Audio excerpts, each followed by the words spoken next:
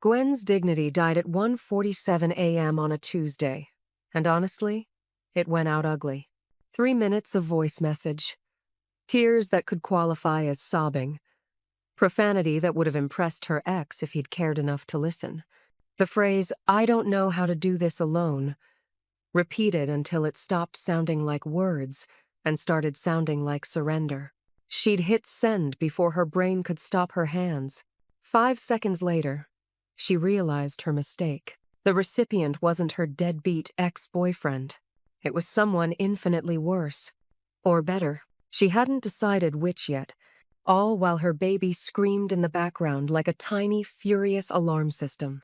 She'd been trying to leave a message for her ex, Marcus. Her phone was propped on the kitchen counter while she paced with Roland, and she'd just started talking, venting, breaking down in the way she only let herself do at 1 a.m. when no one was watching. "I know you don't care," she'd said into the phone, her voice cracking. "But he's crying and I'm out of formula and my shift got cut and Marcus, I can't do this alone. I know you don't want to be his father, but could you at least? Could you just send something? Anything? I'm not asking for me. I'm asking for him." Roland had wailed louder, and Gwen had felt tears sliding down her face. $30, she'd whispered. "That's all I need. Just $30, and I can feed him for the rest of the week and figure out the rest. Please." She'd ended the message and hit send. Then she'd looked at the screen. Really looked. The name at the top of the thread wasn't Marcus Thompson, deadbeat. It was Giorgio Castelli. Do not contact unless emergency. She'd saved his contact that way 6 months ago, when she'd briefly done bookkeeping for a restaurant that had some kind of business relationship with him. The owner had given her the number with specific instructions. Only use this if the place is literally on fire.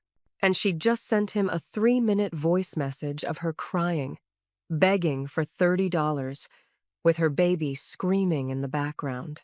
"No," she breathed. "No, no, no." She tried to delete the message, but voice messages couldn't be unsent. They just existed. Out there, in the universe, in Giorgio Castelli's phone. Okay, she thought, trying to control her breathing. Maybe he won't listen to it. Maybe he'll just delete it. Maybe. Her phone rang. The screen showed, "Giorgio Castelli, do not contact unless emergency." Gwen's entire body went cold. He was calling her. At 1:51 a.m., after receiving her disaster voice message, for a long moment, she just stared at the ringing phone, paralyzed with equal parts terror and confusion. Then, because Roland was still crying and her brain had officially given up on self-preservation, she answered. "Hello? Is he still crying?" The voice was male, accented, and far calmer than it had any right to be. Gwen blinked. "I what?" "The baby," Giorgio's voice clarified. "In your message, is he still crying?" She looked down at Roland, who had worked himself into that particular shade of red that babies achieved when they were both furious and exhausted. "Yes," she whispered. "I'm sorry. I didn't mean to send that to you. I was trying to... I know who you were trying to reach." Something in his tone made her stop talking. "How old is the baby?" 3 weeks. "And you're out of formula." It wasn't a question, but she answered anyway. Yes. Silence on the line. Not empty silence, she could hear him breathing, could almost feel him thinking. "What's your address?" Gwen's heart did something complicated in her chest. "Why?" "Because," Giorgio said simply, "I'm bringing you formula. You don't have to..." "I know I don't have to." His voice was matter-of-fact. "What's your address?" And Gwen, sleep-deprived and desperate and completely out of other options, gave it to him. "Stay inside," he said. "Lock your door. I'll be there in 20 minutes. He hung up before she could respond. Gwen stood in her dim kitchen, holding her screaming baby, trying to process what had just happened. A mafia boss, an actual, real-life, dangerous person, was bringing her baby formula because she'd accidentally sent him a crying voice message meant for her deadbeat ex. "Roland," she whispered to her son, "your mother's life has officially become a plot that no one would believe." 23 minutes later, there was a knock at her door. She looked through the peephole and saw a man who looked like he'd stepped out of a film about elegant danger. Dark coat, perfect posture, holding 2 large shopping bags and looking directly at the peephole like he knew exactly where she was standing. "This is insane," Gwen thought. "This is absolutely insane." She opened the door anyway. Before we continue, please take a moment to like this video, subscribe to the channel, and share it with someone who enjoys good stories. Also, comment where you're watching from and what time it is right now. It really helps YouTube show you more stories like this one. Now, let's get back to it. The shipment inventory was wrong.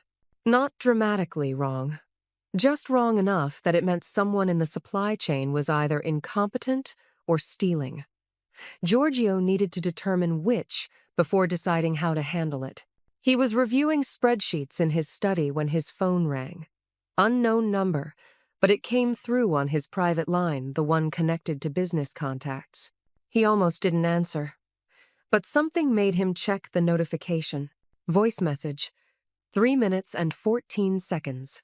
From a contact labeled Thompson Restaurant Books. He didn't recognize the name immediately. Probably some bookkeeper from one of the businesses he had interests in. They rarely contacted him directly unless something was seriously wrong. He tapped play. The message started with crying. Not subtle crying, the kind of crying that came from someone who'd hit their breaking point. A woman's voice, shaky and exhausted.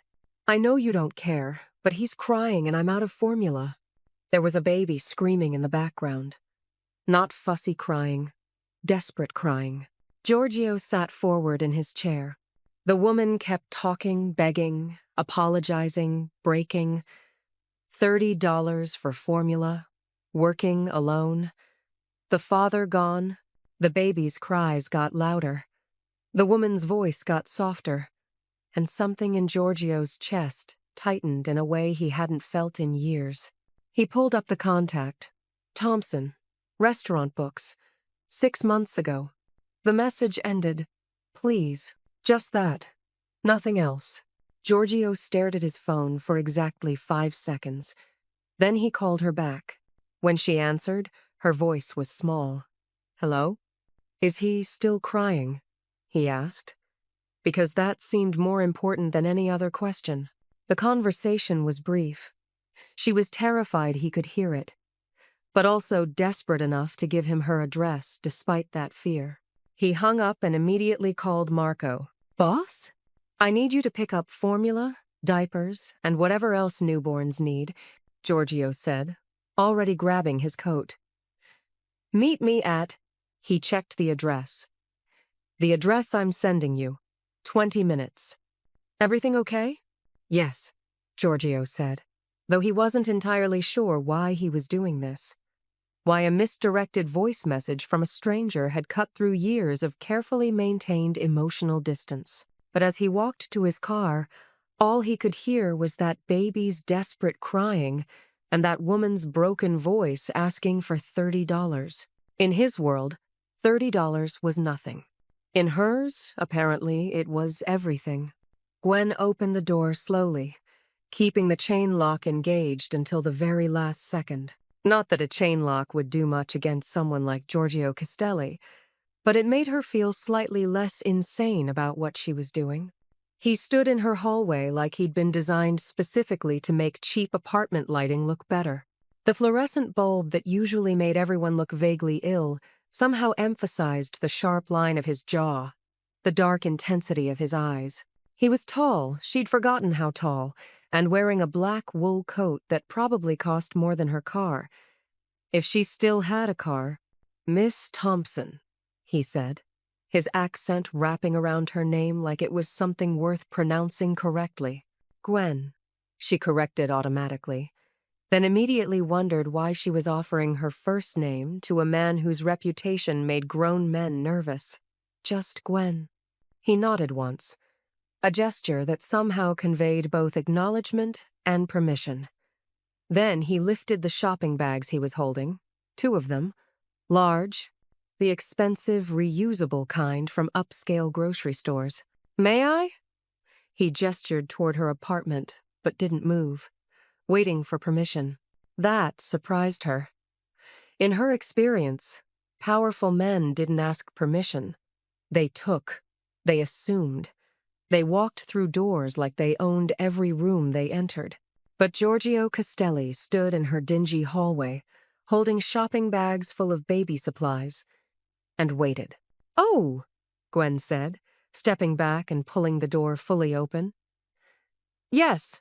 Sorry. Come in." He entered her apartment with the kind of careful awareness that made her suddenly conscious of everything wrong with her living situation. The stack of unpaid bills on the counter, the laundry she hadn't had time to fold, draped over the single chair, the water stain on the ceiling from when the upstairs neighbor's toilet had leaked 3 months ago. But if Giorgio noticed any of it, his expression didn't show it. He simply set the bags on her kitchen counter, the only clear surface available, and stepped back, maintaining a respectful distance. Roland, still pressed against Gwen's shoulder, had temporarily stopped crying. Now he was making those little hiccuping sounds that babies made after crying too long, his tiny body shuddering with leftover distress. "He's calmer now," Giorgio observed. "For the moment," Gwen said, swaying slightly in the universal dance of exhausted mothers everywhere. "He's probably just too tired to keep protesting. But the second he remembers he's hungry, we'll start round 17 of the crying concert." 17, Giorgio repeated, and something that might have been amusement flickered in his eyes. "You've been counting." When you're this tired, you count everything. Cries, hours since sleep, days until you can afford groceries." She stopped, realizing she was rambling. "Sorry, I'm not usually this much of a disaster." "You're not a disaster," he said simply. "You're a mother dealing with an impossible situation." The gentleness in his voice caught her off guard. She'd expected judgment, maybe pity, possibly irritation at being dragged across the city at 3 in the morning, but not understanding.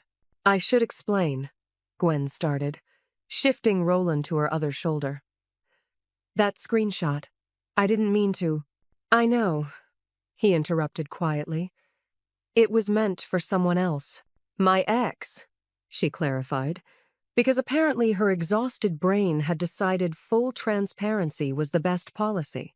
Roland's father, who is, as of 3 weeks ago, not interested in being a father or a human being with basic decency. Either one, really. Giorgio's expression didn't change, but something in the air around him did. A subtle shift, like a temperature drop. "He left you." It wasn't a question. "He left before Roland was born," Gwen said, aiming for casual and landing somewhere near bitter. "Found out I was pregnant and suddenly remembered he had dreams, ambitions, a complete inability to handle responsibility." "His name," Giorgio said, his voice still calm but with an edge underneath that made Gwen's survival instincts finally wake up. "Why?" she asked carefully. "Because men who abandon their children should be reminded of their obligations." There was something almost conversational about the way he said it, like he was discussing the weather, not implying whatever it was he was implying. Gwen readjusted Roland again, using the movement to buy herself thinking time. "That's really not necessary. I don't want money from him. I just want—" She stopped, not sure how to finish that sentence. What did she want? For Marcus to suddenly become a different person? For the past 9 months to rewind so she could make different choices? "You want your son to be safe and fed," Giorgio finished for her. "That's not unreasonable." He pulled items from the bags as he spoke. Formula containers, 3 of them, different brands, a package of bottles, still in plastic, diapers in the size Roland currently needed, baby wipes, something that looked like diaper rash cream. Gwen stared at the counter as it filled with supplies. "This is too much." "It's what was available at the 24-hour store," he said, still unpacking. "I wasn't sure which formula brand, so Marco grabbed several. If there's a specific kind that works better." "Who's Marco?" "Someone who works with me." He pulled out the last item, a soft blanket with elephants on it, and set it down with surprising gentleness. He has 3 children. He knew what to bring. The blanket was what broke something loose in Gwen's chest. Not the formula, not the diapers, not even the late-night drive across the city. The blanket. The thoughtfulness of it. The acknowledgement that babies needed more than just food, they needed comfort. She felt tears building and absolutely refused to let them fall. Not now. Not in front of this stranger who'd already seen her at her lowest. "I can't pay you back," she said, her voice rougher than intended. "Not Friday. Not anytime soon. I know I said Friday in the text, but I was lying. Or maybe just optimistic. I don't know anymore." "I don't want payment," Giorgio said. "Everyone wants payment," Gwen countered, defaulting to sarcasm because it was safer than vulnerability. "That's how capitalism works. I send embarrassing screenshots, you bring supplies, I owe you money, and probably my firstborn son. Which, ironically, is the son we're trying to feed. So that would be counterproductive." His mouth moved. Not quite a smile, but close enough to make her wonder what an actual smile would look like on that serious face. "You owe me nothing," he said. "That's not how—" "Gwen." The way he said her name stopped her mid-sentence. Not commanding, not demanding, just definite.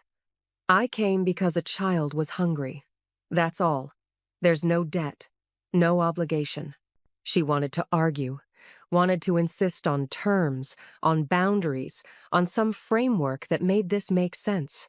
But Roland chose that moment to make another sound, half cry, half whimper, and her attention immediately shifted. "Okay, buddy," she murmured, adjusting him again. "I know. Just let me." "Give him to me," Giorgio said.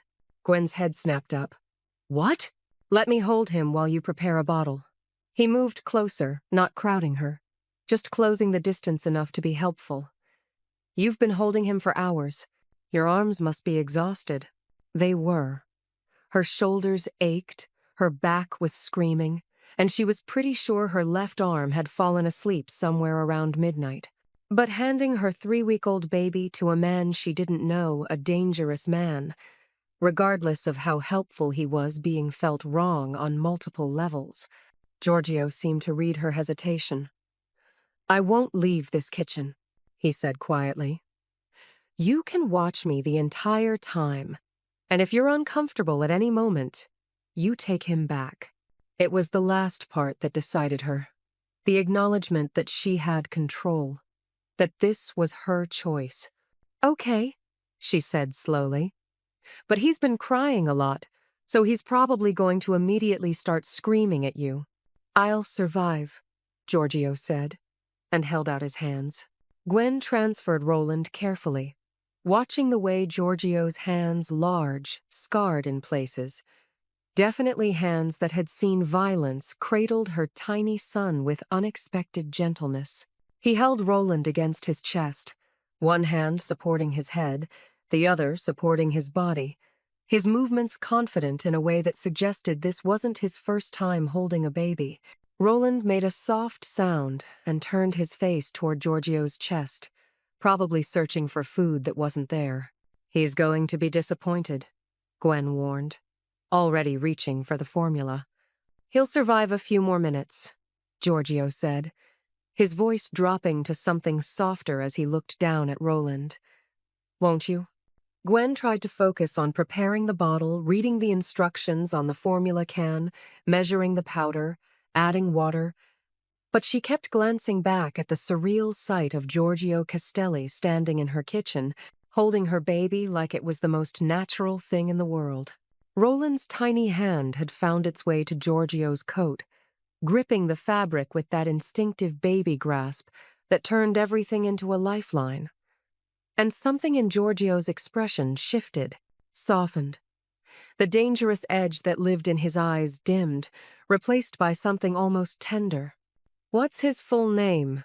Giorgio asked quietly. "Roland Michael Thompson," Gwen said, shaking the bottle to mix the formula. "I named him after my grandfather. He was the only person in my family who really gave a damn, and he died when I was 15. "Roland Michael," Giorgio repeated, testing the name. "It's a good name. Strong. Let's hope he lives up to it," Gwen said, checking the bottle's temperature on her wrist. "Because right now he's mostly just good at crying and ruining my sleep schedule." She crossed back to Giorgio and reached for Roland. "Okay, I'll take him now." But Giorgio didn't immediately hand him over. Instead, he looked at her directly, his dark eyes holding hers with an intensity that made her breath catch. "A child should never go hungry," he said quietly. "You owe me nothing. Sleep when you can." Then he transferred Roland back into her arms with the same care he'd used to take him. Gwen stood there, holding her son and the bottle, trying to process the entire last hour of her life. "Thank you," she managed. "Really, I don't know what I would have." "Feed him," Giorgio interrupted gently. "He's waited long enough." He moved toward the door, and Gwen followed, still cradling Roland. At the threshold, Giorgio paused and turned back. "If you need anything else, I won't text you again," Gwen said quickly. "This was an accident. I'm not going to make it a habit to bother you." Something flickered across his face. Not offense, more like consideration. "It wasn't a bother," he said finally. Then he nodded once and stepped into the hallway. Gwen closed the door and engaged all 3 locks, her hands moving on autopilot. She looked down at Roland, who was already rooting toward the bottle. "Your mother," she whispered, "just had the strangest night of her life." She sat on the couch, positioned the bottle, and watched Roland finally start eating. His little hands came up to grip it. His eyes closed in relief. And Gwen sat in her quiet apartment, feeding her son with formula purchased by a mafia boss who'd shown up at 3 in the morning without judgment, without conditions, without anything except unexpected kindness. She was confused. She was exhausted. And she was, though she wouldn't admit it yet, just a little bit intrigued. Stephanie took one look at the formula containers lined up on Gwen's counter and froze mid-step. "Where did those come from?" she asked, setting down the coffee she'd brought. Her eyes moved from the expensive brands to the unopened package of bottles to the soft elephant blanket draped over the back of Gwen's only chair. Gwen kept her focus on Roland, currently sprawled across her lap in that boneless way sleeping babies achieved. "Someone helped me out." "Someone," Stephanie repeated slowly. She picked up one of the formula containers, examining it like it might explode.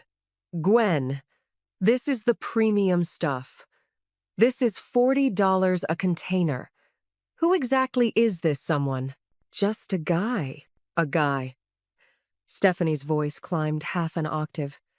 "You're being deliberately vague, which means it's either really good or really bad. Given your track record with men, I'm guessing bad." "It's not like that," Gwen said, though she wasn't entirely sure what like that even meant in this context. "I accidentally texted him asking for help, and he brought supplies. That's it.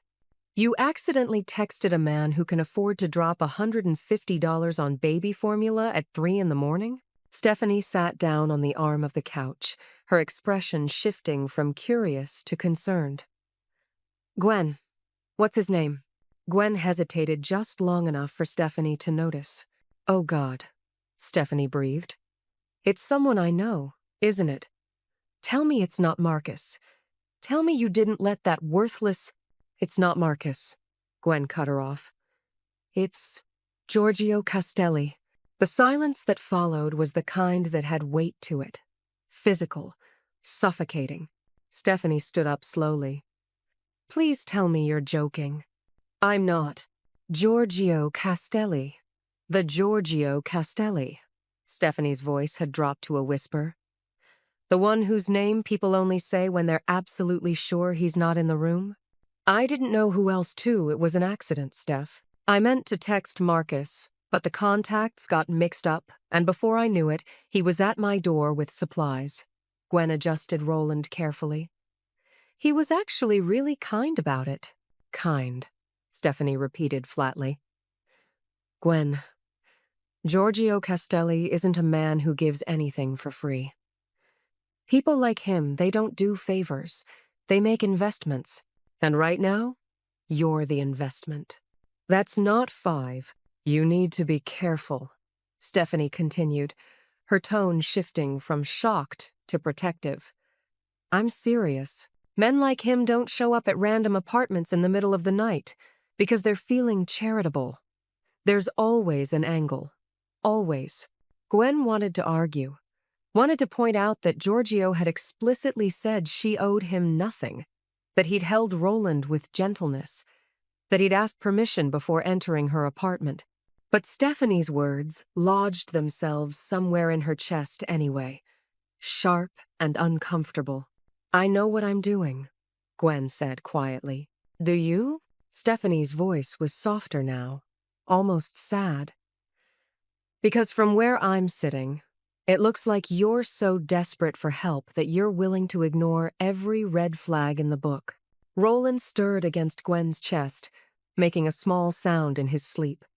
She rubbed his back automatically, the gesture so practiced now it didn't require thought. "He's not going to ask for anything," Gwen said, though she wasn't sure if she was trying to convince Stephanie or herself. "It was just a moment of kindness. That's all." Stephanie looked like she wanted to say more, but eventually just shook her head. "I hope you're right. I really do." After Stephanie left, Gwen tried to focus on normal things. Laundry, dishes, the email from her supervisor about picking up an extra shift next week. But Stephanie's warning kept circling back, persistent and uncomfortable. Giorgio Castelli isn't a man who gives anything for free. Her phone buzzed on the counter. "Giorgio C. Did Roland eat today?" Gwen stared at the message for a long moment. It was simple, direct, the kind of question that didn't have layers or ulterior motives. She typed back, "Yes. Thank you again for the formula." The response came quickly. "Giorgio C. Good." That was it. Just one word. No demands. No requests for repayment. No angles. Gwen set her phone down and tried to convince herself that Stephanie was wrong. The message came 2 days later, in the middle of Roland's afternoon fussy period. "Giorgio C. How is he sleeping?" Gwen looked down at Roland, who was currently fighting sleep with the determination of someone twice his size and 10 times his age. She typed, "He's not. We're both operating on spite and stubbornness at this point. Giorgio C. That's normal for his age. You sound like you've done this before. Giorgio C. I have a niece. She didn't sleep through the night until she was 4 months old." Gwen found herself smiling at her phone, which felt dangerously close to something she shouldn't be doing. "Only 4 more months to go then. Great. Giorgio C. You'll survive. Will I, though?" Giorgio C. Yes. The certainty in that single word settled something in her chest, like an anchor, like permission to believe that maybe, possibly, she would actually make it through this impossible phase. The texts became routine after that. Not daily, but regular enough that Gwen stopped being surprised when her phone lit up with his name. "Did you eat today?" he asked on Thursday. "Does coffee count as a meal?" she replied. Giorgio C. No. Then no. 20 minutes later, there was a knock at her door. A delivery person stood there holding a bag from a restaurant Gwen had never been able to afford. Real food. Warm. Prepared by someone who wasn't her. The note inside read, Eat. G. Gwen tried to feel manipulated. Tried to summon the suspicion Stephanie had planted. But all she felt was fed. Across the city, in an office that overlooked everything, Giorgio sat at a mahogany desk, while 3 men explained why a shipment had been delayed. Their reasons were weak. Excuses dressed up as explanations. Fix it, Giorgio said, his voice carrying the kind of cold authority that made grown men reconsider their life choices. You have 48 hours. If the shipment isn't where it needs to be by then, I'll find people who can actually do their jobs. The men nodded quickly and left without another word. Vince, leaning against the doorframe, waited until they were gone before speaking. You're in a mood. I'm always in a mood, Giorgio replied, returning his attention to the documents in front of him. Numbers, territories, the endless logistics of running an empire that couldn't be discussed in polite company. Fair point. Vince moved into the office, closing the door behind him. But you've been different this week. Distracted. I'm not distracted. You checked your phone 6 times during that meeting. Giorgio looked up sharply. Your point?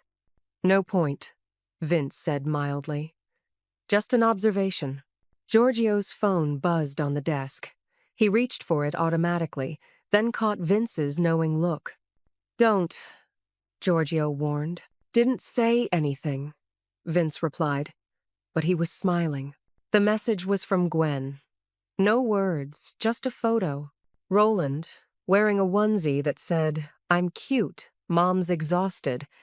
His tiny face scrunched up in what might have been a smile, or might have been gas. Below the photo, accidentally sent this to you instead of Stephanie. Apparently, I only know how to text the wrong people. Story of my life. Giorgio stared at the photo. At the tiny human who'd been crying himself hoarse just days ago. At the self-deprecating humor in Gwen's message that somehow made the exhaustion sound lighter. Something in his chest shifted, loosened. He caught himself smiling before he could stop it.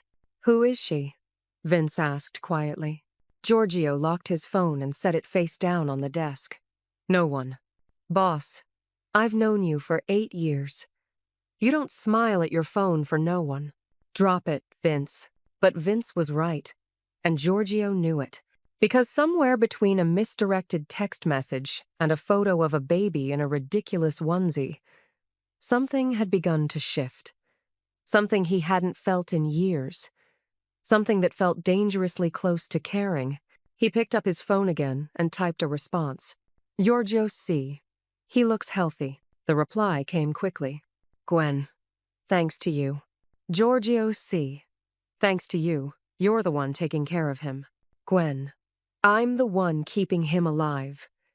You're the one who made it possible. Giorgio stared at that message for longer than he should have. At the acknowledgement. At the gratitude that didn't feel like debt. Vince, he said without looking up. Clear my schedule for tomorrow afternoon. All of it? Yes. Mind if I ask why? Giorgio finally looked up, his expression unreadable but his decision already made. I need to check on something, he said simply. And if Vince noticed the slight softness in his boss's tone, he was smart enough not to mention it. Marcus showed up on a Tuesday, which felt appropriate somehow. Tuesdays were universally terrible days, not dramatic enough to be Monday, not hopeful enough to be Wednesday, just bland, disappointing Tuesdays. Gwen was coming back from the building's tiny laundry room, Roland strapped to her chest in the carrier, when she saw him leaning against her apartment door. He looked exactly the same. Same expensive haircut, same cologne she could smell from 10 feet away, same expression of casual entitlement that suggested the world existed to accommodate him. Her first instinct was to turn around and walk back downstairs. Her second was to check if the laundry room had a back exit. Her third was to remember that she lived here, and he was the one trespassing. She kept walking. "Gwen," Marcus said when she was close enough. He pushed off the door, hands in his pockets, trying for casual. "You look good." "I look exhausted," she corrected, fishing her keys from her pocket while keeping one hand on Roland. "What do you want, Marcus?" "That's cold. Can't I just want to see my son?" The possessive pronoun landed like a slap. "Your son," Gwen repeated slowly, "is someone you've never met. Someone you explicitly said you wanted nothing to do with. So no, you can't just want to see him." Marcus's smile tightened at the edges. "I've been thinking. Maybe I was too hasty. Maybe I should be part of his life." "Maybe you should leave," Gwen said, unlocking her door. But Marcus moved closer, his hand catching the door before she could close it. "We need to talk about custody. Visitation. My rights as a father." Something hot and furious flared in Gwen's chest. For weeks, she'd been running on empty, barely surviving, doing everything alone. And now he wanted to show up and claim rights? "Your rights?" Her voice came out sharper than intended. "You have no rights. You signed them away the night you told me to handle it myself and blocked my number." "I was scared," Marcus said, and had the audacity to look wounded. "I panicked. But I'm here now. I want to make this right." Roland shifted against her chest, making a small sound.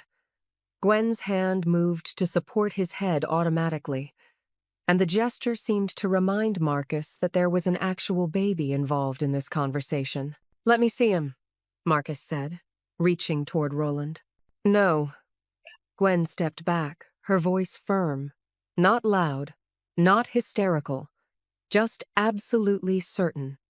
"You don't get to walk away and then walk back in whenever it's convenient. I'm his father. You're a sperm donor."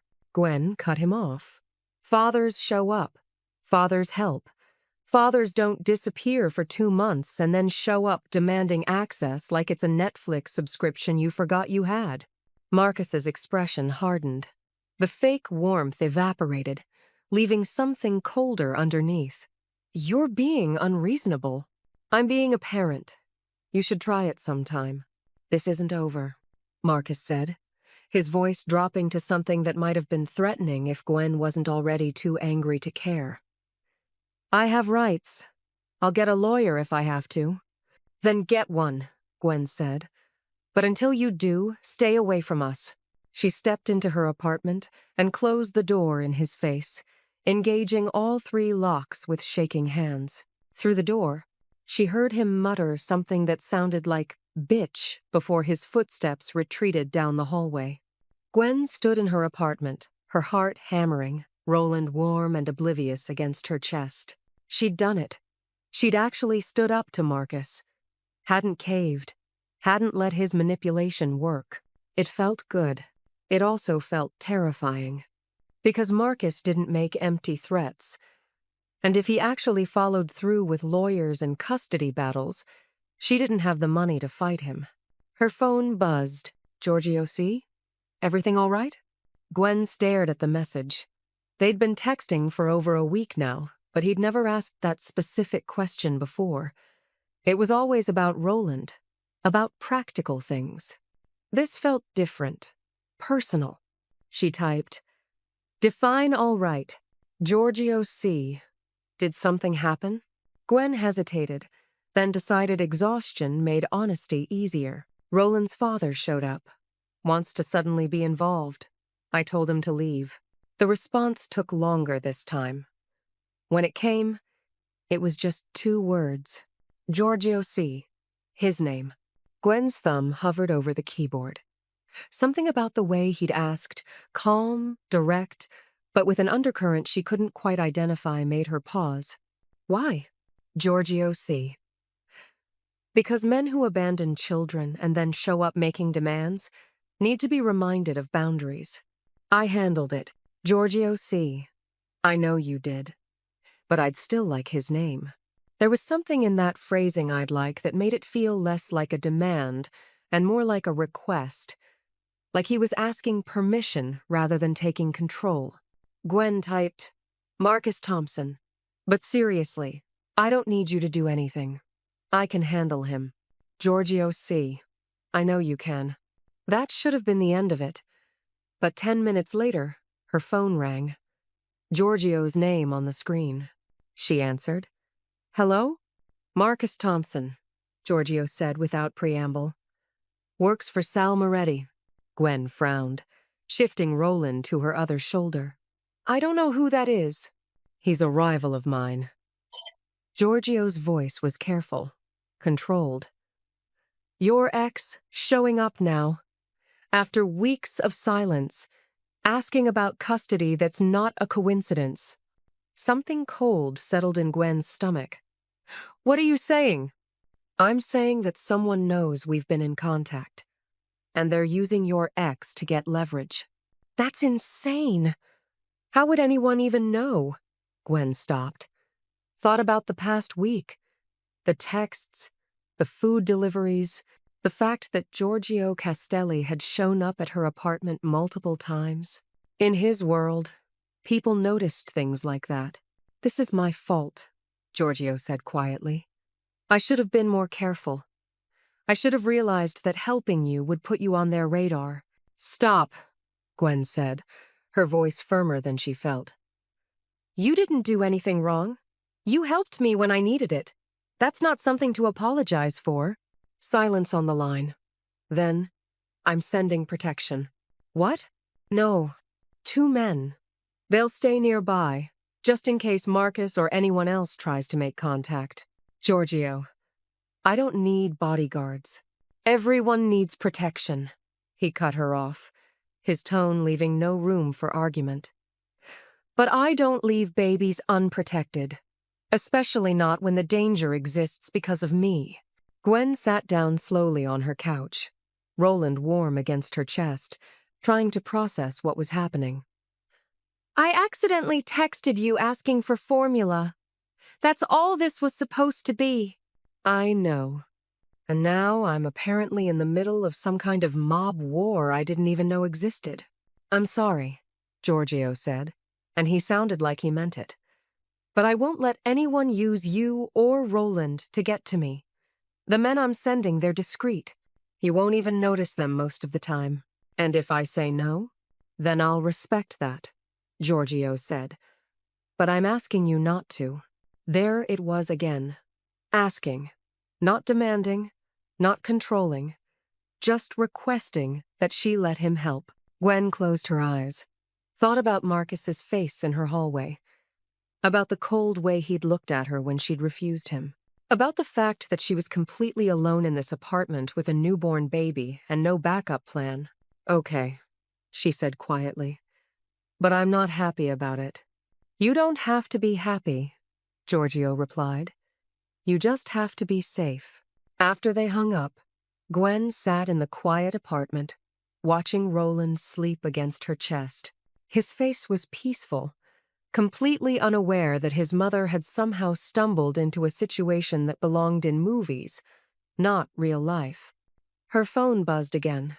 Giorgio C. The men will be in place within the hour. If you need anything at all, you call me. Understood? Gwen looked at the message for a long moment. At the care embedded in that demand. At the way he'd said, I don't leave babies unprotected, like it was a fundamental law of his universe. She typed back, understood. And for the first time since Marcus had appeared at her door, she felt something close to safe. Not because she was weak. Not because she needed rescuing, but because someone was watching. Someone who'd shown up when she needed help and kept showing up ever since. Someone she was starting to trust. Despite every warning she'd been given. Gwen looked down at Roland and whispered, Your mom is either making the best decision or the worst mistake of her life. I really hope it's the first one. Roland yawned and stretched, completely unbothered. Outside her window, Two men in dark coats took position at opposite ends of her street. And across the city, in an office overlooking everything, Giorgio made a phone call that would ensure Marcus Thompson understood exactly what happened to men who threatened things that didn't belong to them. Giorgio showed up on Thursday evening with takeout and no warning. Gwen answered the door in sweatpants and a shirt that had spit up on the shoulder. She'd stopped noticing these things around day 3 of motherhood and found him standing there with bags that smelled like actual food prepared by professionals. "You can't keep feeding me," she said, even as she stepped aside to let him in. "I can," he replied simply, setting the bags on her counter. "And I will. That's not... I appreciate it, but you've done enough." Gwen gestured vaguely at her apartment, at the formula stocked in her cabinet, at the fact that she'd eaten real meals for the past week. "You don't have to keep checking on us." Giorgio turned to look at her, his dark eyes steady. "I know I don't have to. I want to." The simplicity of that statement shouldn't have made her stomach flutter, but it did anyway. Roland chose that moment to start fussing from his spot in the bassinet, and Gwen moved automatically to pick him up. "Let me," Giorgio said, crossing the small space in 3 strides. Gwen watched as he lifted Roland with practiced ease, cradling him against his chest with one hand supporting his head, the other supporting his small body. Roland made a sound half protest, half curiosity, and turned his face into Giorgio's shirt. "He's going to drool on your very expensive suit," Gwen warned. "It's just a suit," Giorgio said, his attention on Roland. He swayed slightly, that universal motion that parents and non-parents alike somehow knew to do with babies. "Aren't you, Roland? You don't care about expensive things. You just want to be held." Roland made another sound, softer this time, and his tiny hand found Giorgio's tie. Gwen should have been focused on unpacking the food.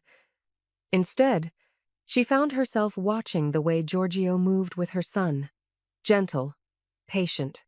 Like holding a baby was the most natural thing in the world for a man who commanded fear with a look. "You're really good with him," she said quietly. "I've had practice." "Your niece?" Giorgio nodded, still swaying. "Sophia. She's 7 now. But I remember when she was this small, when the smallest things felt impossible." There was something in his voice, a softness that didn't match the hard edges everyone else saw. Gwen moved to the couch and sat down, tucking her legs underneath her. "Tell me about her," she said. Giorgio looked up, surprise flickering across his face. "Why?" "Because I've heard what everyone says about you. The dangerous man who runs half the city. But I've never heard about the uncle who holds babies like they're precious." She paused. "I'd like to know about that person." For a long moment, Giorgio just looked at her. Then he moved to sit in the chair across from her, still holding Roland. "Sophia's mother, my sister, she had her young," he began. "No father in the picture, no support system. I helped where I could, but I was building my business then. I wasn't always available. But you showed up when it mattered," Gwen guessed. "I tried." His hand moved across Roland's back in slow circles. "Sophia used to have nightmares.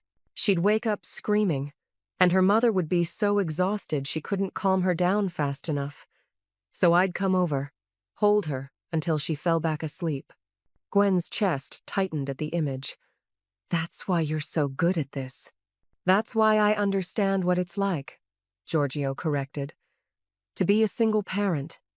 To feel like you're drowning and everyone's just watching from the shore." The honesty in his voice made something shift in the air between them.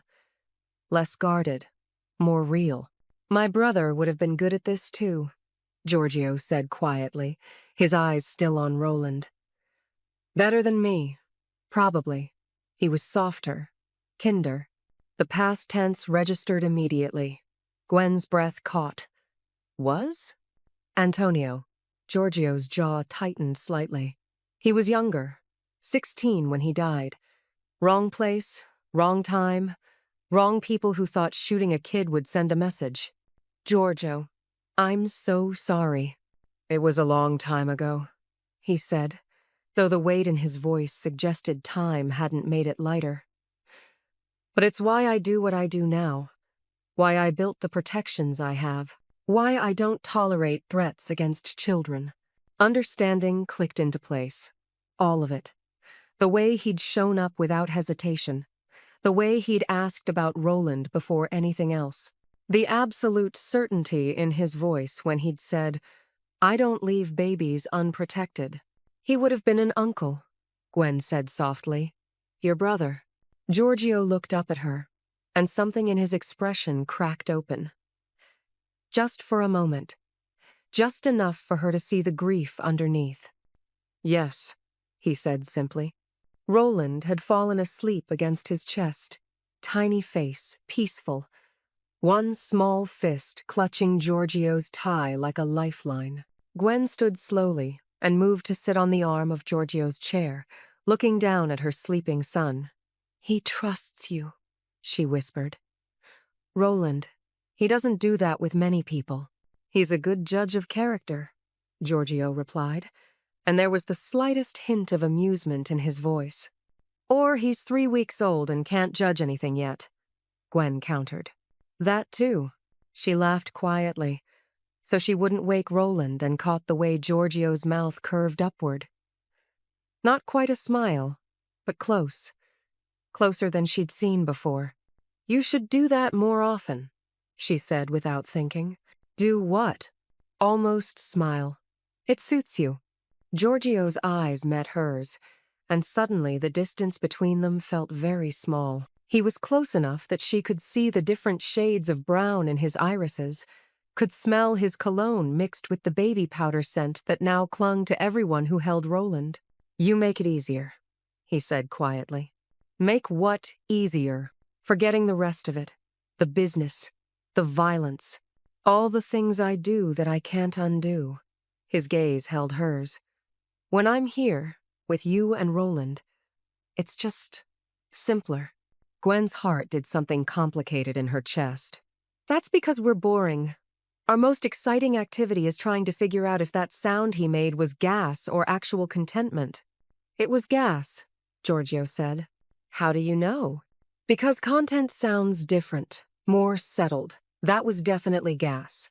Gwen laughed again, and this time Giorgio's almost smile became an actual one. Small, brief, but real. Roland stirred slightly, his face scrunching up, and then impossibly his mouth curved into what might have been a smile. Did he just? Gwen started. He smiled. Giorgio confirmed, his voice dropping to something amazed. Look at that. The books say it's probably just gas. It's not gas, Giorgio said with absolute certainty. He shifted slightly, bringing his face closer to Roland's. Then, without warning, he made a face eyebrows raised, mouth in an exaggerated O. Roland's eyes opened slightly, focused on Giorgio, and then clearly, unmistakably, smiled again. A real smile. The first one Gwen had ever seen. Oh my God, she breathed. He actually smiled at you. He has excellent taste, Giorgio said, making the face again. This time, Roland made a sound that was almost a giggle. Not quite, but close enough to make Gwen's heart squeeze. I can't believe this, she said, leaning closer to see Roland's face better. His first smile, and it's not even for me. It's for you. He's known me less time. I'm still novel, Giorgio said, but there was something warm in his voice. Something that sounded dangerously close to affection. Gwen found herself inches from Giorgio's shoulder, close enough that if she shifted slightly, she'd be pressed against him. The thought came automatically. I feel safe when he's here. Not because she was weak, not because she needed saving, but because Giorgio showed up. Because he held her son like he was precious. Because he'd lost his own brother and decided that meant protecting other people's children.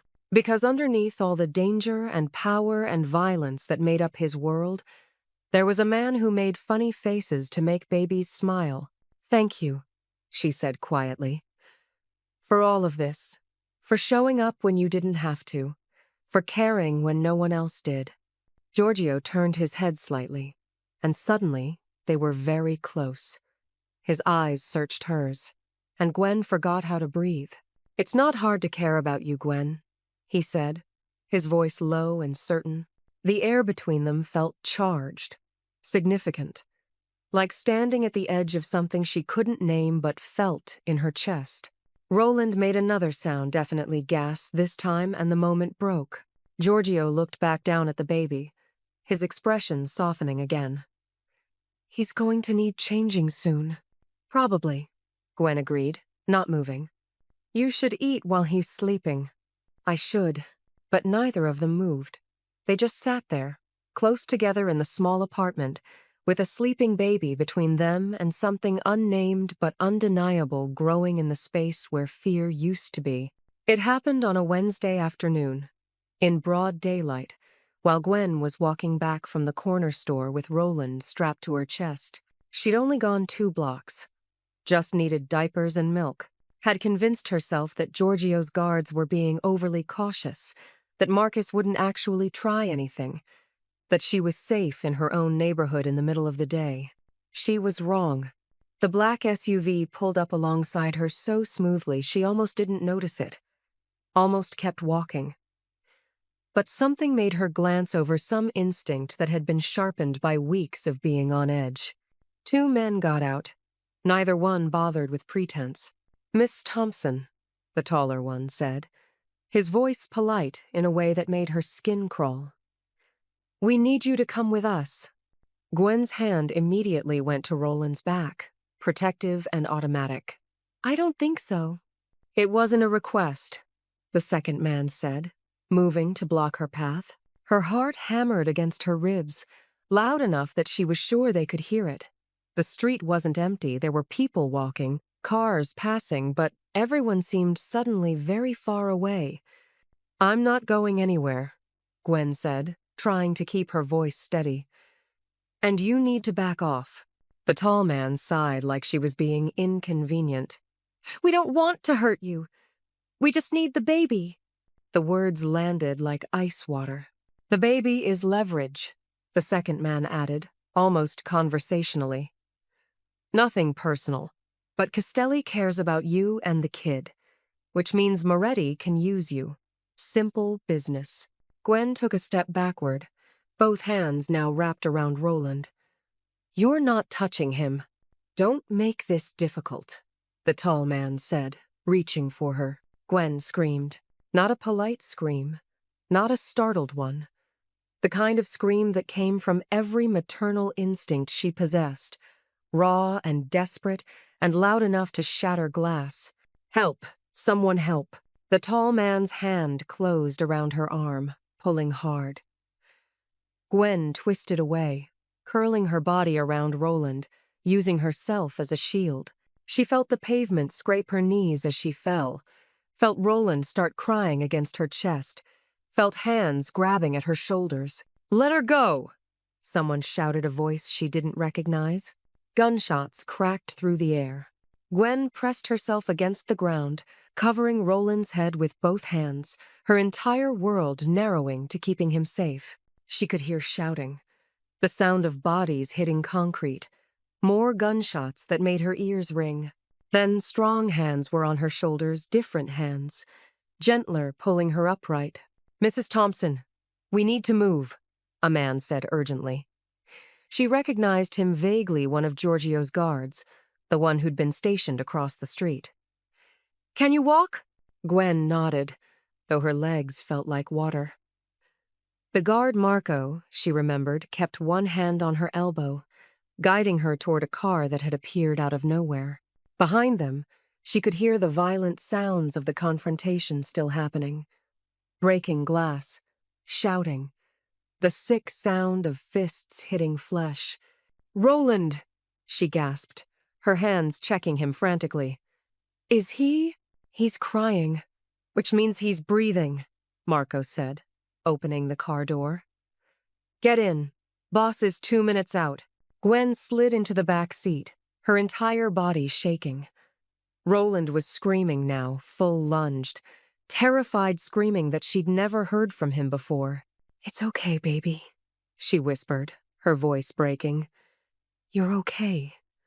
Mama's here. You're safe. But he wasn't safe.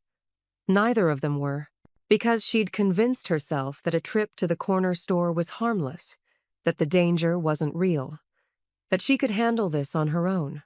The car door on the other side opened, and suddenly Giorgio was there. He looked at her for exactly 1 second, taking in her scraped knees, her shaking hands, Roland screaming, and something in his expression cracked open. Are you hurt? His voice was rough, barely controlled. I don't know, Gwen stammered. They tried to take him. They said he was leverage, and they tried to... Giorgio reached for her, pulling her against his chest with a gentleness that contradicted the fury in his eyes. One arm wrapped around her, the other cupped the back of Roland's head. You're safe now, he said into her hair.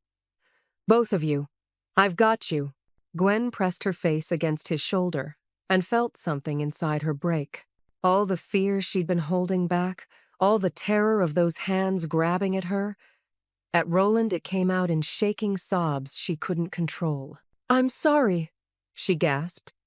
I thought I just went to the store. I thought it was safe. This isn't your fault, Giorgio said fiercely. None of this is your fault. They wanted Roland, she whispered. They were going to take him. Giorgio's arms tightened around both of them. No one takes him. No one. Do you understand me? Through the car window, Gwen could see Marco talking to another guard, both of them looking tense. The 2 men who'd tried to grab her were on the ground, unmoving. She looked away quickly. Did they? Are they? They're alive, Giorgio said. But they won't forget what happens when you threaten things that belong to me. Gwen should have been frightened by the cold certainty in his voice, should have been reminded that this man was dangerous, that his world was violent, that she'd stumbled into something she didn't understand. But all she felt was safe. Roland's cries had softened to whimpers. Gwen pulled back slightly to check him over, running her hands across his small body, looking for any sign of injury. He's fine, Giorgio said quietly. You protected him. I didn't do anything, Gwen said, her voice breaking again. I just screamed and fell. That's not protecting. You put yourself between him and danger, Giorgio interrupted. You used your body as a shield. That's everything. His hand came up to cup her face, his thumb brushing away a tear. The gesture was so tender it made her chest ache. You're not going back to that apartment, he said. Not a question, a statement. Giorgio, you're not safe there. Not anymore. His eyes held hers, dark and intense and absolutely certain. You and Roland are coming with me, somewhere secure, somewhere they can't reach you. I can't just move into your place, Gwen protested weakly. We barely know each other. I can't. You don't walk home alone anymore, Giorgio said, his voice firm but not harsh. You don't fight alone anymore. You don't face this by yourself because you're too stubborn to accept help. I'm not stubborn. You're terrified and exhausted and trying to do everything on your own because that's what you've had to do. His hand was still on her face, anchoring her. But you don't have to anymore. Let me protect you. Both of you. Gwen looked down at Roland, who had finally stopped crying, and was staring up at her with wide, exhausted eyes. She thought about her apartment, the 3rd-floor walk-up with thin walls and a broken lock she'd been meaning to fix. She thought about the corner store 2 blocks away that suddenly felt like a war zone. She thought about how she'd felt when those hands grabbed her. How her only thought had been, not Roland, not my baby, please not him. Okay, she whispered. Giorgio's expression shifted relief, and something else she couldn't quite name. Okay? Okay, she repeated, stronger this time. But I'm not a prisoner. If I want to leave, then you leave, Giorgio said immediately. This is protection, Gwen, not a cage. You can go whenever you want, but I'm asking you to stay long enough to let me keep you safe. Gwen nodded slowly, her arms tightening around Roland. How long is long enough? Until the threat is gone, Giorgio said. His jaw tightened. Which, after today, won't be long. There was something in his voice cold, final, that told Gwen exactly what he meant, what he was going to do to the people who'd tried to take her son. She should have been horrified, should have protested, should have demanded he handle this through legal channels and proper authorities. But all she felt was grateful. Thank you, she said quietly, for having people watching, for getting here so fast, her voice broke, for caring. Giorgio's hand moved from her face to the back of her neck, pulling her forward until their foreheads touched. Roland was pressed between them, safe and warm and protected. You don't thank someone for caring about you, Giorgio said, his voice rough with emotion. That's not how this works. Then how does it work? Gwen asked. His eyes met hers, dark and serious and full of something that made her heart stutter. You trust me, he said simply. And I keep showing up. Gwen looked at him, at this dangerous man who'd shown up for a misdirected text and kept showing up ever since.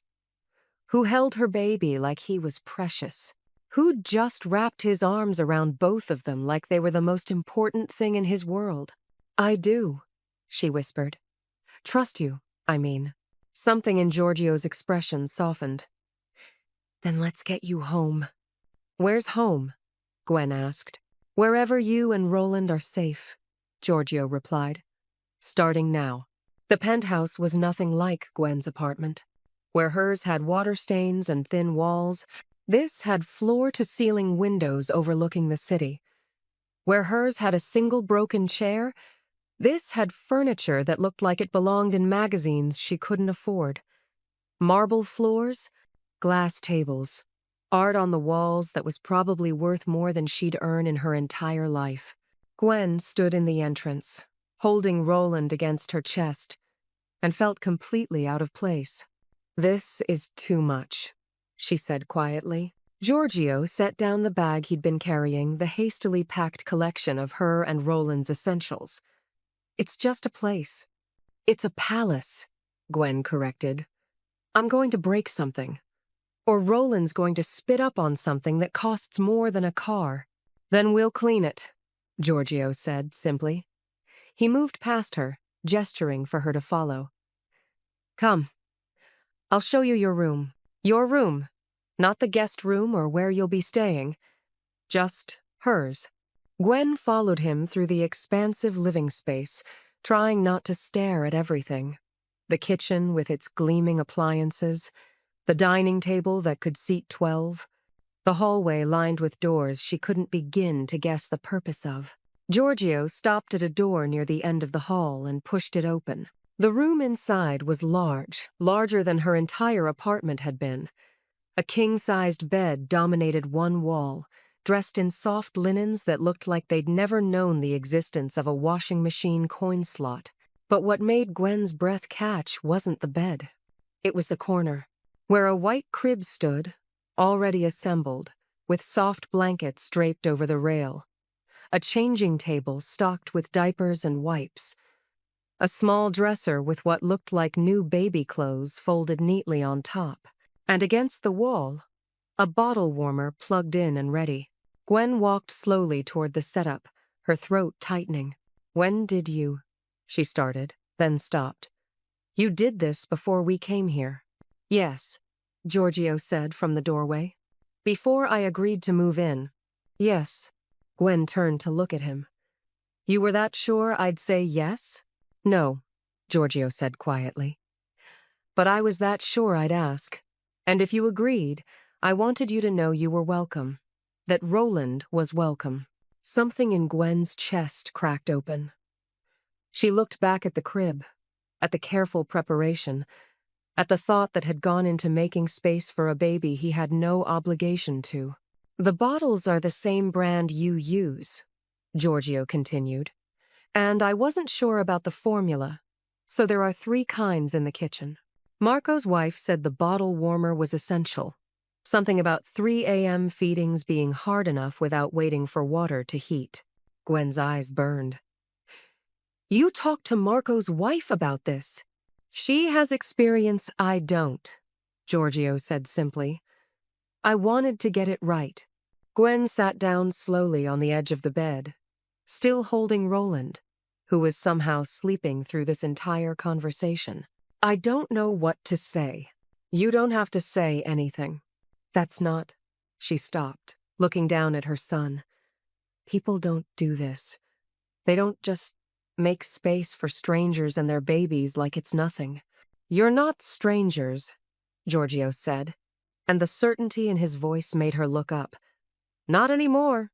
Their eyes met across the room, and Gwen felt something shift, something that had been building since that first night when he'd shown up with formula, since he'd held Roland like he mattered, since he'd wrapped his arms around both of them in that car and promised they were safe. "Thank you," she whispered. Giorgio nodded once, then stepped back toward the door. "I'll let you settle in, if you need anything." "I'll ask," Gwen finished. "I know." He paused in the doorway, his hand on the frame. "You're safe here, Gwen. Both of you. I need you to believe that." "I do," she said, and meant it. The first few days were an adjustment. Gwen woke up in a bed that didn't creak, in a room that didn't share walls with neighbors who fought at 2 a.m. She fed Roland in a chair by the window, watching the city wake up stories below, and tried to reconcile this reality with the one she'd been living just days ago. Giorgio gave her space, didn't hover, didn't make her feel like a guest in his home. He worked from his office most days, the door closed, his voice occasionally audible through the walls when he was on phone calls she definitely wasn't supposed to hear. But in the mornings, he was there. The first time Gwen walked into the kitchen to find him making coffee, she'd frozen in the doorway. "I didn't know you cooked," she'd said. "I don't cook," Giorgio had replied, sliding a cup toward her. "I make coffee and order food. Those are my 2 skills." "Impressive range," Gwen had said, taking the cup. The coffee was perfect, strong but not bitter. Exactly how she liked it, though she'd never told him. He'd noticed anyway. These morning moments became routine. Gwen would settle Roland in the portable bassinet Giorgio had acquired from somewhere, and they'd sit at the kitchen island with their coffee, talking about nothing important. The weather, the news, how Roland had slept, or more accurately, hadn't slept. "He's getting better," Gwen said one morning, watching Roland wave his tiny fists in the air. "Only woke up twice last night." "That's progress," Giorgio said. "From 4 times, yes. From sleeping through the night, not so much." She took a sip of coffee. "Do you ever sleep?" "Sometimes." "That's not an answer." "It's the only one I have," Giorgio said, but there was something almost amused in his expression. Gwen studied him over her cup. "You're different here." "Less." "Dangerous?" he offered. "I was going to say serious, but dangerous works too." "I'm still both," Giorgio said quietly. "I'm just not those things with you." The admission hung in the air between them, weighted and significant. "Why?" Gwen asked. Giorgio's eyes met hers. "Because you don't need me to be." The late-night talks started by accident. Gwen had been up with Roland another round of the 3 a.m. feeding ritual when she'd heard movement in the kitchen. She'd found Giorgio there, also awake, staring at his laptop with the kind of intensity that suggested the numbers on screen weren't cooperating. "Can't sleep either?" she'd asked. He'd looked up, seeming almost surprised to see her. "Work," he'd said simply. "At 3 in the morning? Business doesn't keep traditional hours." Gwen had sat down across from him, Roland drowsy in her arms. "Neither does parenting."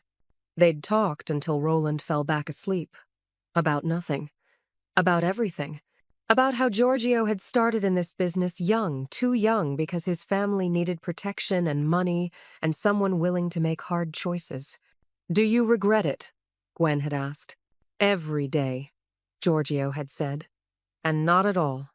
That's a contradiction. Most truths are." These conversations became their own kind of routine.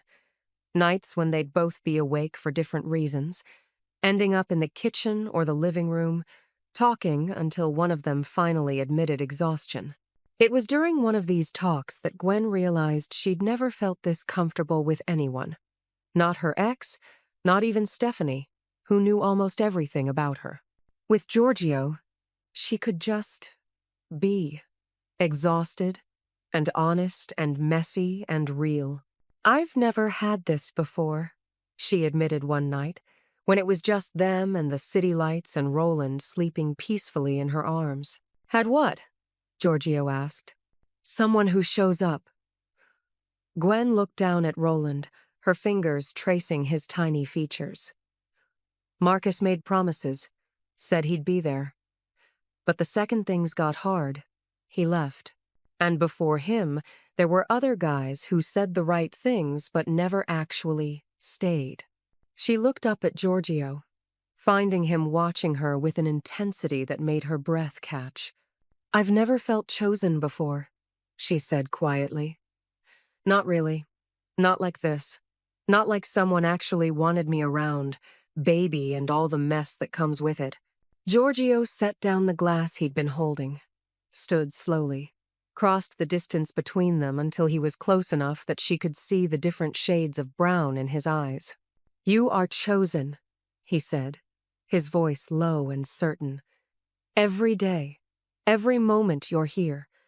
That's not going to change." Gwen's heart hammered in her chest. Giorgio. He reached out, his hand cupping her face with the gentleness she'd come to expect from him. His thumb brushed across her cheekbone, and Gwen forgot how to breathe. They were so close. Close enough that she could feel the warmth of him, could smell his cologne, could see the way his gaze dropped to her mouth. This was it, the moment. The kiss that had been building between them for weeks. But then Roland shifted in her arms, making a small sound, and reality snapped back into place. Giorgio stepped back, his hand dropping, his expression shifting to something more controlled. "You should sleep," he said quietly. "While he's sleeping." "Right," Gwen managed, her voice barely steady. "Sleep. Good idea." She stood, cradling Roland carefully, and moved toward the hallway. At the door, she paused and looked back. Giorgio was watching her, his expression unreadable, but his eyes full of something that made her chest ache. "Good night, Giorgio," she whispered. "Good night, Gwen." She went to her room, in his home, where he'd made space for her and her son, and lay in bed staring at the ceiling. Her heart was still racing. Her lips still tingled with anticipation of a kiss that hadn't happened. And somewhere in the living room, she knew Giorgio was awake too, probably thinking the same thing. They'd almost crossed a line tonight, and Gwen realized, as she finally drifted towards sleep, that she wanted to cross it. Wanted to know what it felt like to be kissed by someone who showed up, who chose her, who made space in his dangerous, complicated world for her and her baby. Soon, she promised herself. But not yet. Not until she was sure this was real, that he meant it, that choosing her wasn't just about protection or obligation or some misplaced sense of duty. She needed it to be real, because she was already falling. And if she fell, she needed to know he'd catch her. It was raining the night everything changed. Gwen stood by the floor-to-ceiling windows in the living room, watching water stream down the glass, distorting the city lights into abstract patterns. Roland was asleep in his crib, actually asleep, for more than an hour straight, which felt like a minor miracle. She should have been sleeping too, taking advantage of the quiet, but her mind wouldn't settle. "You're thinking too loud," Giorgio's voice came from behind her. Gwen turned to find him standing in the doorway, still dressed despite the late hour. His tie was loosened, his shirt sleeves rolled up, and he looked tired in a way she rarely saw. "Bad habit," she said, attempting lightness. "My thoughts have no volume control." Giorgio moved into the room, stopping a few feet away. Close enough to talk quietly, far enough to maintain the distance they'd been carefully preserving since that almost kiss. "What are you thinking about?" he asked. Gwen looked back at the rain-streaked window. "That text message, the one I sent you by accident. What about it?" "You could have ignored it," she said quietly. "You could have deleted it and never thought about it again. But you didn't. You showed up, and I've never understood why." Silence stretched between them, broken only by the sound of rain against glass. "You want to know why I came?" Giorgio asked finally. "Yes." He moved closer, until he was standing beside her at the window. Their reflections overlapped in the glass, two people who shouldn't have fit together but somehow did. "I remembered you," Giorgio said. "From the bakery, months before that text. You were doing their books, sitting in the corner with cold coffee and a laptop that kept freezing." Gwen blinked. "You remember that?" "Everyone in that bakery changed when I walked in. Got quiet, got nervous, moved differently." His eyes met hers in the reflection. "Except you. You looked up, said good afternoon like I was anyone else, and went back to your work, like I didn't make you afraid." "I didn't know who you were then," Gwen said. "But you weren't afraid after either," Giorgio countered. "Even when you realized, even when everyone warned you, you were careful, yes, cautious, but not afraid." He turned to face her directly, and Gwen did the same. "When I got that text," Giorgio continued, "that screenshot of your bank account showing $4 and a message begging for $35 to feed your baby, I could have ignored it. Should have, probably. It wasn't my problem. Wasn't my responsibility." "Then why didn't you?" Gwen asked, her voice barely above a whisper. "Because I recognized something in that message," Giorgio said. "Something I'd seen before in people who survived things they shouldn't have. Strength that comes from having no other choice. Fight that comes from protecting something more important than yourself." His hand came up, hovering near her face, but not quite touching. "You could have given up," he said quietly. "Could have called your ex and let him hurt you again with his indifference. Could have asked your friend for money you both knew she didn't have. Could have made any number of choices that would have been easier than accidentally texting a stranger." "Texting you wasn't a choice," Gwen said. "It was a mistake." "No," Giorgio said firmly. "Sending that text was an accident. But not deleting it immediately, not running when I showed up, not giving up when everything got harder, those were choices. Your choices. And they showed me exactly who you are." Gwen's throat tightened. "Who am I?" "Someone who loves her son more than she fears the world," Giorgio said. "Someone who stands up to her ex when he shows up demanding things he hasn't earned. Someone who shields her baby with her own body when men try to take him." His hand finally made contact, cupping her face with infinite gentleness. "Someone worth showing up for," he finished. Every single time. Something broke loose in Gwen's chest. All the fear she'd been holding, all the exhaustion, all the weeks of trying to be strong enough for both herself and Roland, it cracked open. "I'm so tired," she whispered, and her voice broke on the words. "I'm so tired of doing this alone, of being scared, of wondering if I'm enough." "Gwen, and then you showed up," she continued, tears spilling over now. "You just kept showing up. With formula and food and protection and space for us in your home. And I don't understand it. I don't understand why you care." "Because you matter," Giorgio said simply, his thumb brushing away her tears. "You and Roland. You matter to me." "Why?" Gwen asked, her voice raw. We're nobody. We're just— You're not nobody, Giorgio interrupted, his voice fierce despite its softness. You're someone who fought for her child when the world made it impossible. You're someone who asked for help, even though it terrified you. You're someone who sees past what I do and sees who I am. His forehead touched hers, and Gwen's breath caught. Let me be the one who shows up, Gwen, he said quietly. Not because you need saving, not because I pity you, but because when I'm with you and Roland, I remember what I'm protecting, why any of this matters. Gwen's hands came up to rest on his chest, feeling his heartbeat under her palms. Steady, strong, real. I'm falling for you, she admitted, the words tumbling out before she could stop them. I'm falling for you, and it terrifies me because everyone who's ever mattered has left, and I don't think I could survive it if you did too. Giorgio's other hand came up to frame her face, holding her like she was something precious. I'm not going anywhere, he said, his voice carrying the weight of a promise. I'm not Marcus. I'm not the people who taught you that love means leaving.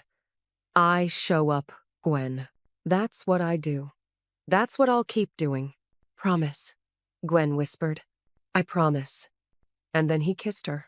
It wasn't rushed, wasn't desperate or hungry or demanding.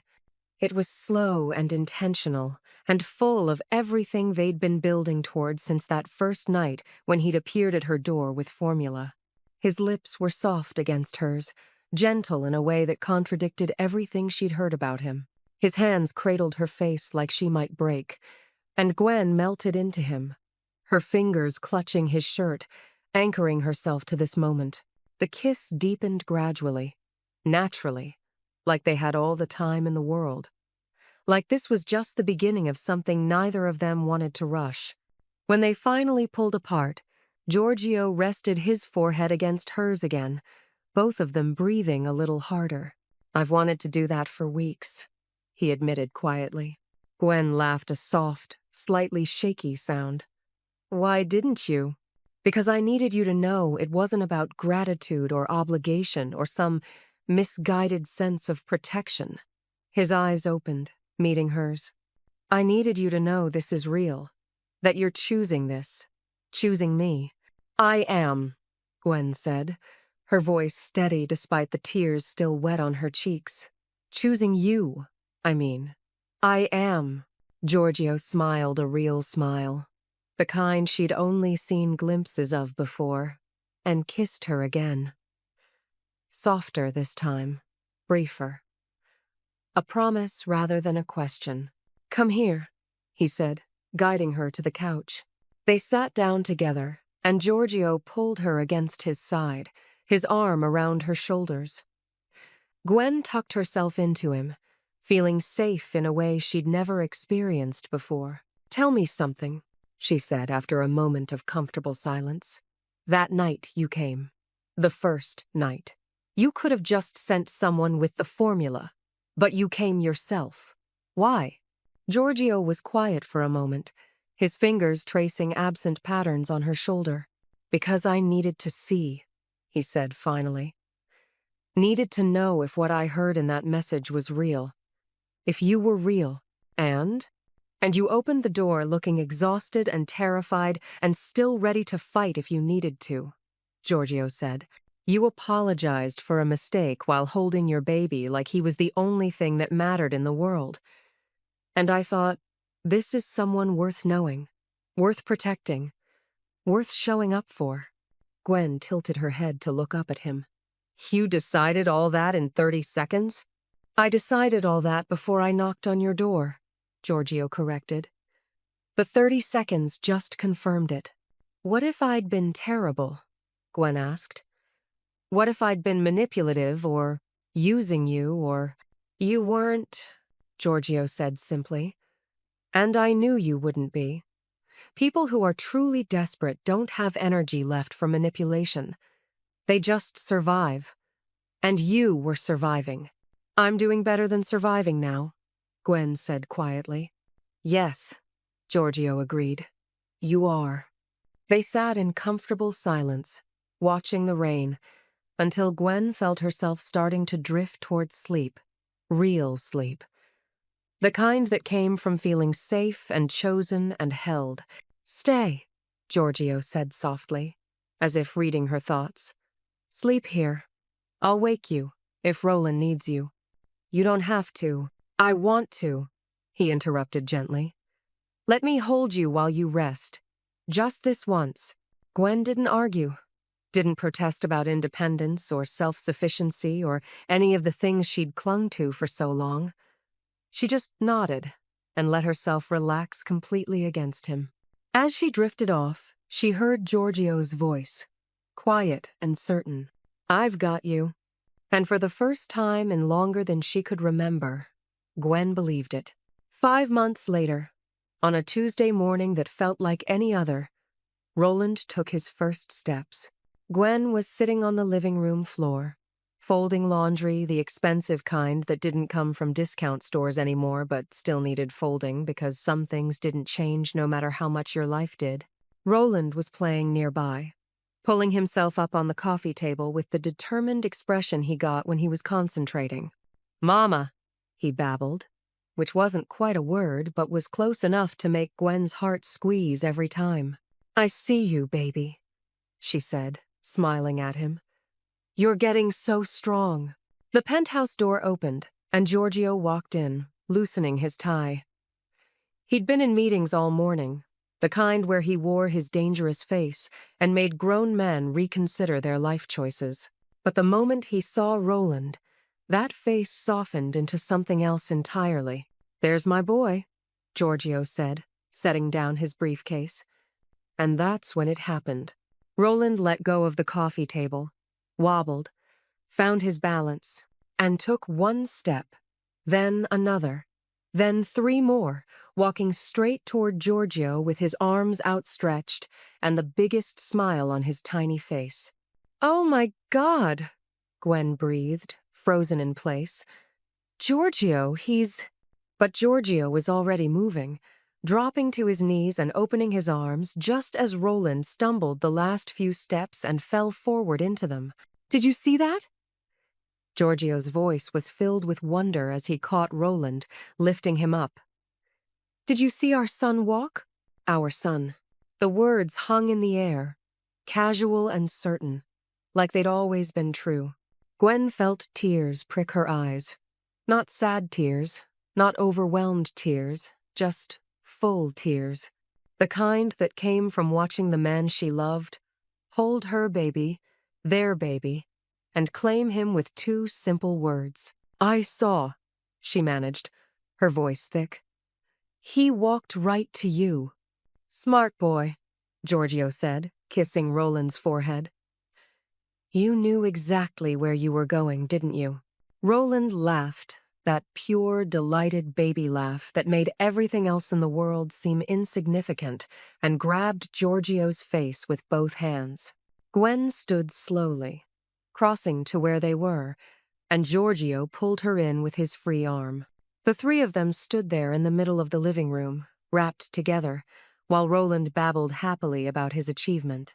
He walked, Gwen said, looking up at Giorgio. Our son walked. She said it deliberately, testing the words, claiming them. Giorgio's eyes met hers, dark and warm, and full of love, that still made her breath catch even after months of seeing it every day. Yes, he said simply. He did.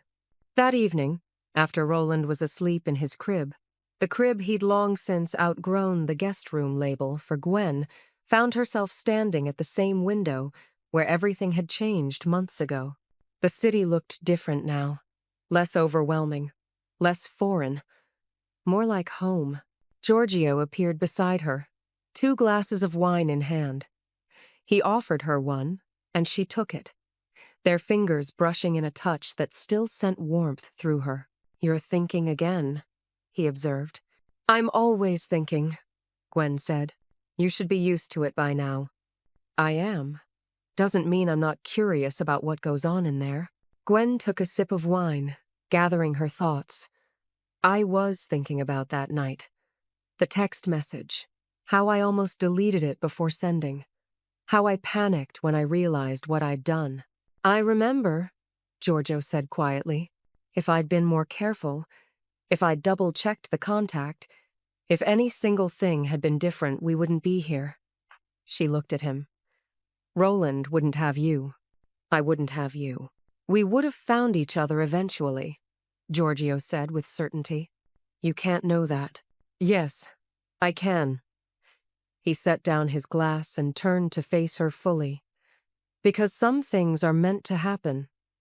Some people are meant to find each other, even if the path there makes no sense. Gwen smiled. That's very romantic for a man who runs a criminal empire.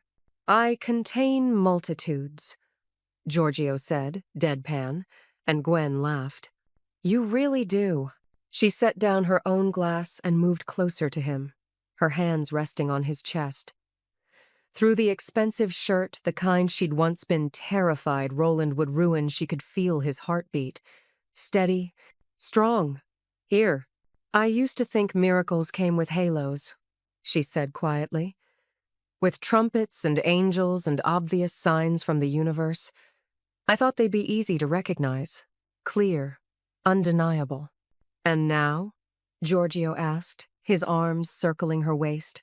Now I know that sometimes miracles show up at 2 a.m. holding baby formula, Gwen said. Sometimes they arrive in expensive suits and dangerous reputations. Sometimes they look nothing like what you expected, and everything like what you needed. Giorgio's hand came up to cup her face. You're my miracle too, you know. I'm just a single mom who can't work her phone contacts, Gwen said, but her voice was soft. You're the woman who reminded me why I do what I do, Giorgio corrected. Why protection matters. Why family matters. Why showing up is the most important thing anyone can do. He leaned down and kissed her forehead, then her temple, then finally her lips. Soft and sweet and full of promise. I love you, he said against her mouth. You and Roland, my family. Gwen's throat tightened. They'd said those words before, late at night, in quiet moments, in the safety of darkness.